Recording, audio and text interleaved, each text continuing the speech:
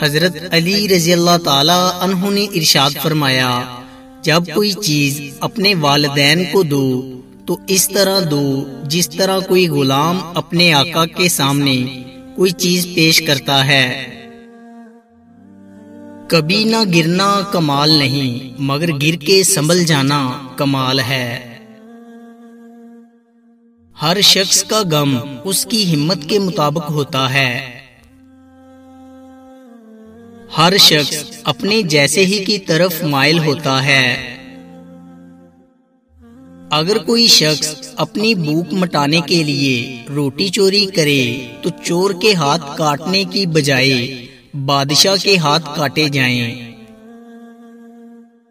جس شخص کے دشمن نہ ہوں اور سب دوست ہوں اس جیسا منافق کوئی نہیں، کیونکہ دشمن اس کے ہوتے ہیں جو حق کی بات کہتا ہے۔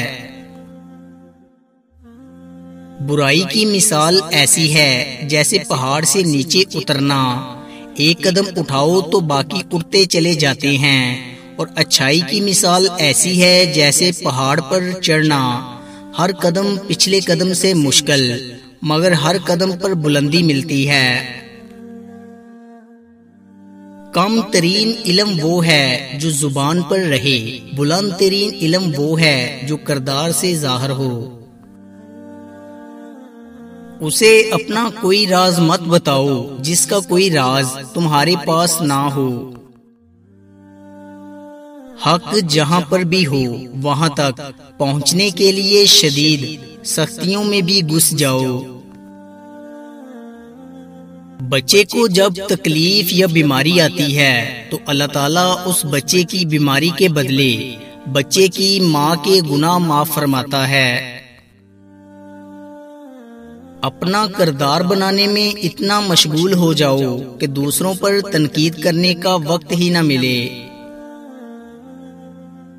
کبھی کسی کو دکھ مت دو، کیونکہ معافی مانگ لینے پر بھی دل میں درد باقی رہتا ہے، جس طرح دیوار میں سے کیل نکالنے پر سوراخ باقی رہتا ہے۔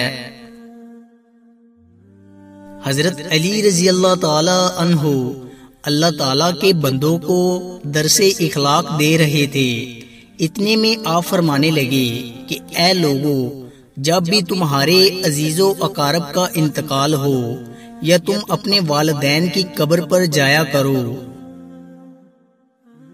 تو مرحوم کی قبر کے پاس بیٹھ کے اپنا سیدھا ہاتھ قبر پر رکھ کر سورت اخلاص اور سورت فاتحہ ضرور پڑھنا۔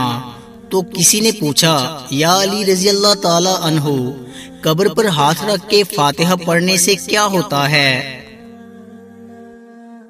تو حضرت علی رضی اللہ تعالی عنہ نے فرمایا، یاد رکھنا، میں نے اللہ پاک کے رسول صلی اللہ علیہ وآلہ وسلم سے سنا ہے کہ جب کوئی زندہ انسان کسی مرے ہوئے کی قبر پر ہاتھ رکھتا ہے اور سورت فاتحہ اور سورت اخلاص اور دعا مانگتا ہے کہ اے اللہ اس مرحوم کے کبیرہ اور صغیرہ گناہوں کو معاف فرما، تو اللہ تعالیٰ فوراً اس قبر کو روشن کر دیتا ہے۔ اگر اس قبر پر اللہ کا عذاب ہو رہا ہوتا ہے تو اسے روک دیتا ہے، اس قبر کو کشادہ بنا کے اس قبر والے کے لیے جنت کی کھڑکی کھول دیتا ہے، اور یوں وہ مرا ہوا انسان اس قبر پر ہاتھ رکھنے والے زندہ انسان کے لیے اللہ تعالیٰ کے دربار میں دعا کرنے لگتا ہے کہ اے اللہ، اس نے میری تکلیف کو کم کیا، میرے عذاب کو ختم کیا، اور تجھے واسطہ ہے اپنے محبوب صلی اللہ علیہ وآلہ وسلم کا، اس کے بھی سارے گناہوں کو معاف کر دے اور ساری دعائیں قبول فرما۔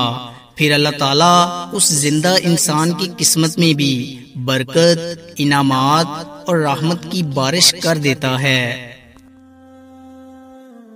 ہر سنی ہوئی بات کو بیان نہ کرو، ورنہ تمہاری بے وقوفی کے لیے یہی بات کافی ہوگی۔ دوستو امید کرتا ہوں کہ آپ کو ہماری ویڈیو اچھی لگی ہوگی۔ اگر آپ کو ہماری ویڈیو اچھی لگی ہے تو لائک کیجئے۔ مزید اچھی ویڈیوز کے لیے ہمارے چینل کو سبسکرائب اور فیس بک پیج کو لائک کریں۔ شکریہ۔